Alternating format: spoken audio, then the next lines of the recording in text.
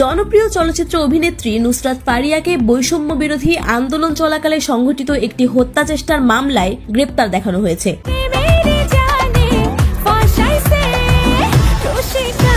সংশ্লিষ্ট সূত্রে জানা যায়, ফারিয়ার বিরুদ্ধে চলমান মামলায় হত্যা চেষ্টায় প্রত্যক্ষ বা পরোক্ষ সম্পৃক্ততার অভিযোগ রয়েছে। ঘটনার পরদিন সোমবার তাকে ঢাকার চিফ মেট্রোপলিটন ম্যাজিস্ট্রেট আদালতে হাজির করে 3 দিনের রিমান্ড চায় পুলিশ।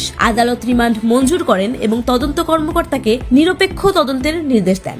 প্রত্যেকটা মেয়ের মধ্যে একটা করে হাসিনা রয়েছে। ইয়াং হাসিনা আমাদের 8-10টা মেয়ের মতো। নুসরাত ফারিয়ার আইনজীবীরা আদালতে দাবি করেন, এই মামলাটি সম্পূর্ণরূপে ভিত্তিহীন ও উদ্দেশ্য প্রণোদিত। তারা বলেন, আমার মক্কেল একজন সম্মানিত শিল্পী, এই মামলায় তার কোনো সম্পৃক্ততা নেই। তিনি বরং ষড়যন্ত্রের শিকার।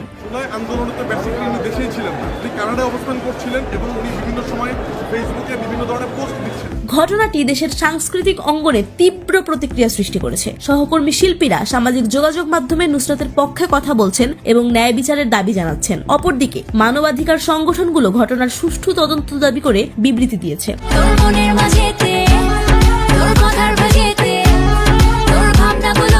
ডিবি কর্মকর্তারা জানান, মামলার তদন্ত এখনো প্রাথমিক পর্যায়ে রয়েছে। সব তথ্য যাচাই বাছাই করে তারা আইন অনুযায়ী ব্যবস্থা নেবেন। তদন্ত চলাকালীন এ বিষয়ে মন্তব্য করা থেকে বিরত থাকলেও তারা বলেন, উল্লেখযোগ্য কিছু তথ্য তাদের হাতে এসেছে। এরকম আরো আপডেট পেতে আমাদের এই ছোট্ট চ্যানেলটি সাবস্ক্রাইব করে সঙ্গেই থাকুন।